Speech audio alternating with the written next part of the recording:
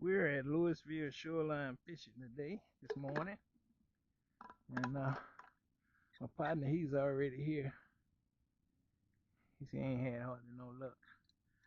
And last time I was over here, I I sat here best part of the day. I sit here about 5 hours, and I didn't get a bite. I think what happened, I got one bump, and I think that's because something was passing by and bumped into my line. But we got hot dogs on one pole and cheese on the other one. So let's see what go down. You fishing for catfish or something like that, man. Them daggum turtles, man. Look at that. He done got home. Ugh. Son of a gun. Shucks, I gotta get him off my line. God dang it. Yeah. I guess that's a turtle. Yeah, that's a turtle. Fool me if it ain't. Gliding through the water. Man, dang it.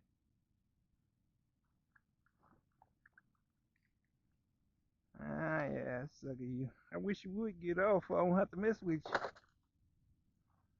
So I don't have to mess with you. God dang it. Make me come down this hill for you. God dang it. Oh, woohoo. Ain't no pump turtle. I got that in your mouth good, man. God dang it. Get my hook. Get my hook, man. God dang it. Ugh.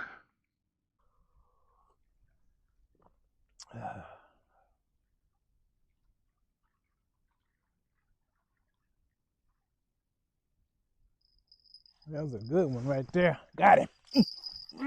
Got him. Got him. He got hung on that one.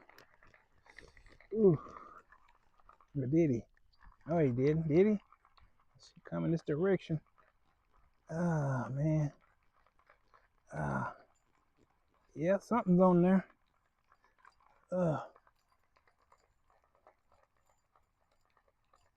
Something's on there. Fish. Little bitty catfish. Little bitty catfish. Yep. Little bitty catfish. Sugar. Little old channel. Well, we got out of skunk. Oh, man. You could have been bigger, man. You could have been.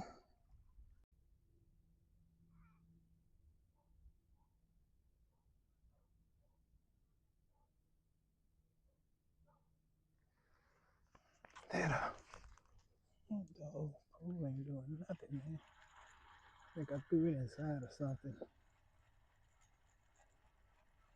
Feel like it's weight on it. It come right up to the top or something. You know, that's a stick or something. I threw that off in some shrubbery. It got a stick. Ain't nothing on it.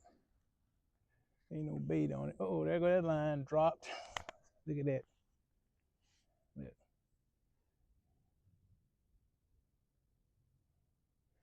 Hey, the turtle done got a hold of something.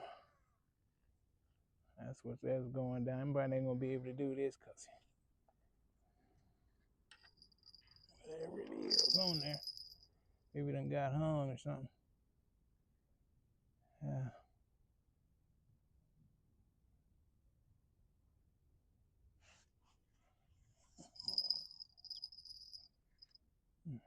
Yeah.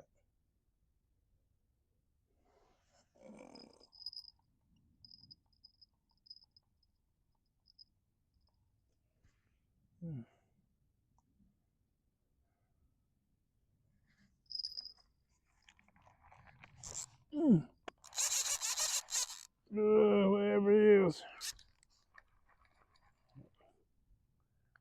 That gum. God damn, it took me, hung me up somewhere. Oh. Yep. Took me and hung me up somewhere. God dog it. Yep.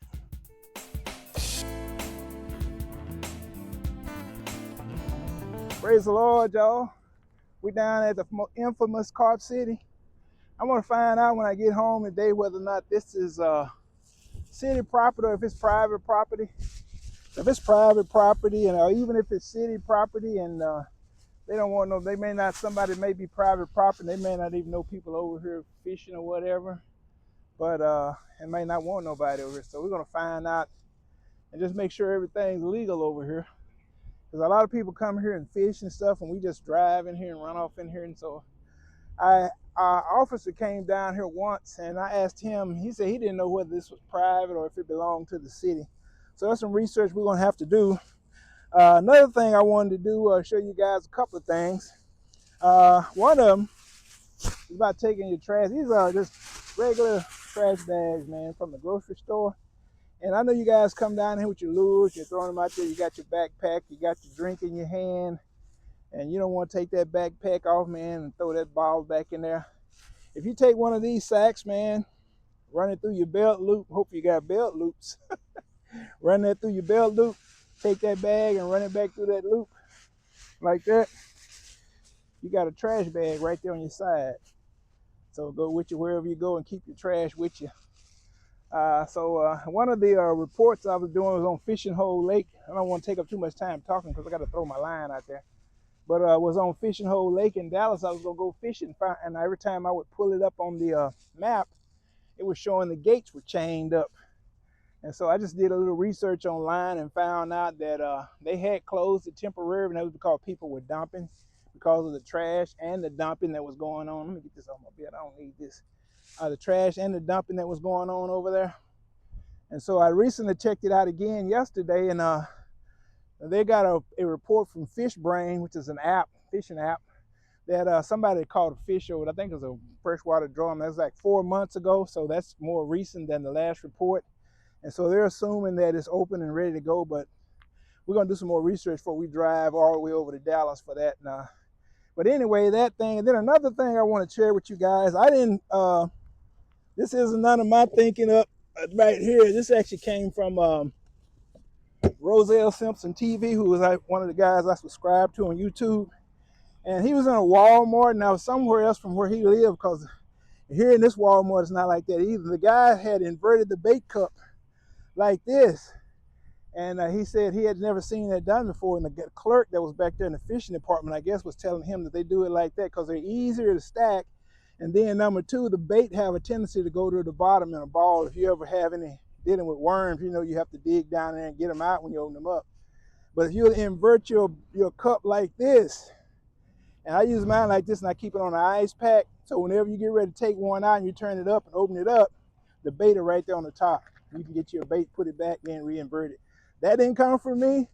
Shouts out to you, Big Ro. That came from Roselle Simpson TV. Give him the credit, man. He found that out. And I know I buy bait from Walmart here and put them in my bait farm, and all of them are up like this. None of them are inverted like that. That's a good idea. That's not a bad idea. So those cool tips, man. Now we're going to get to fishing. That stand, man, I got from Amazon. If you guys want to know, I could put that in the description, man, for that thing. But it's got pros and cons. If you're fishing with 3 or 4 rods, poles, and stuff, and you stick them up, or you somewhere where the ground is excessively hard and it's hard to get a stick or something in the ground where you can prop it up good, or rocks or concrete or something like that. Like there's one place I fished. What is it over here? You know what it's at? But it's like a lot of rocks and stuff, and it's hard to find. Like right down there where all those rocks are, you want to get down there.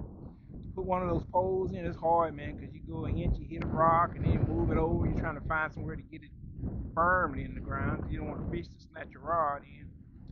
And something like this is good for that. You know, it's good for that. And then the adjustability, like it's on a slight incline right there, but you're able to adjust the legs individually, so they go out pretty far. And I think they still go out a little further. I'm not sure. That might be it on that end over there.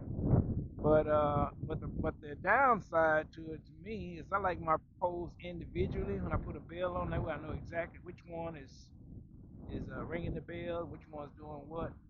And with this, if you bump that thing right there, the bell's gonna ring on both sides. If you bump that thing, the rod's gonna shake. So they're not interdependent of one another.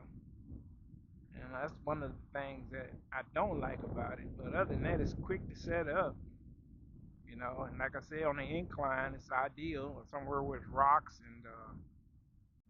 But fishing been kind of like it was last summer. I was coming out, man. I've caught so many carp, man, and sometimes I would take like 5 of them home and let the rest of them go. I caught 10 to 12 carp, man, back to back, man. But this year it ain't been like that this summer. For some reason, I don't know why. I don't know why. I just fishes. That's why it's called fishing. I went somewhere where the place was stocked. We went to this pay hole one time over off of 635 out toward Mesquite, and it was they stocked it with catfish and stuff, and so they fed the catfish. You got the man, the food floating on the way, fed them. So I'm surprised they ate anything. But it was a stock pond, and so you knew you was gonna catch catfish. I mean, they all of them were about, oh man, 13, 14 inches long at least. And then they had a little place where they would fillet them up if you want them filleted, if you want them steaked, how the whole catfish. They did that place for like a couple of dollars more, $2.50 or something like that, something like that. And so you already knew what you go catch in there, man. You throw your line. My nieces, man, they were all of us out. My wife, my nieces, my daughter, we were all over there fishing. They'd take a break and quit, man, and they leave their pole in the water, and them leave my pole. You don't have nothing on now. It's empty hook. They were biting empty hooks, man. So they were gone empty hook pole. I was having to pull fish in on them. So I mean, you go somewhere like where you're gonna catch, man.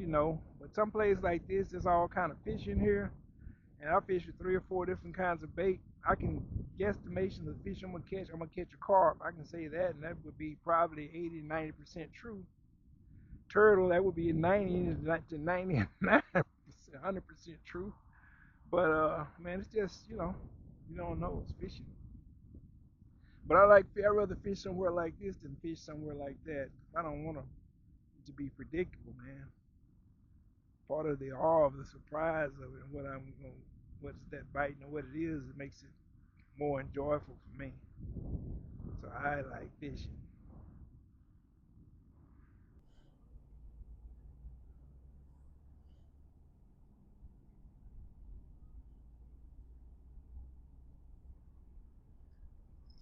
Look at that, got him, got him. Oh, come on, Preston. Uh, that's a fish. Yeah, fish. Fish on. Mm-hmm. Yeah, yeah, catfish. Oh yeah. Uh, nice one. Nice channel cat. Whew. Good gracious. Finally hitting that stuff, huh? You finally hitting that stuff, huh, man? Good gracious, Malaysia stations. Nice channel cat. If I can get him without getting finned. Oh, good God Almighty Jesus. Without getting finned here. Yeah, right there. Without getting finned. Get that hook out. Ooh. My hook out of there. There we go. Nice channel cat.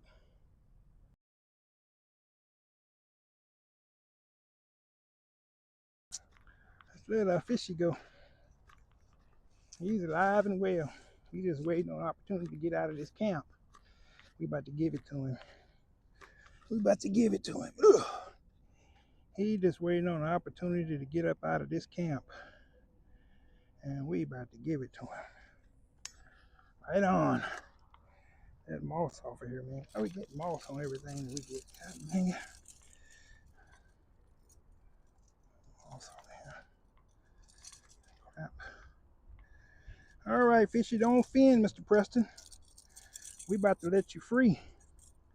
Just don't offend me, okay? We about to let you free.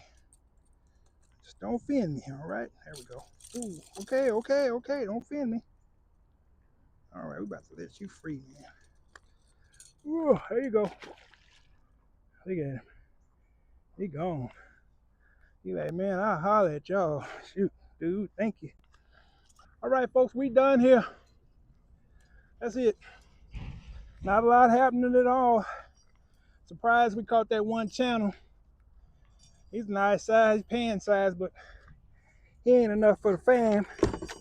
You know, since me taking him home, I'm not putting no fish in the freezer and leaving no fish in no freezer. I used to do that. I don't do that no more. So anyways, y'all will say goodbye to Carb City. I don't know when we'll be back here again. It would definitely be in the fall. And then another thing is, whew,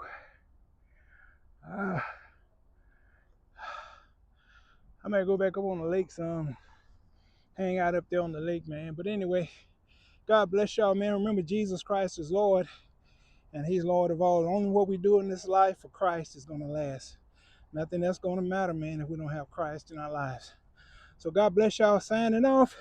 Go get them fishing license.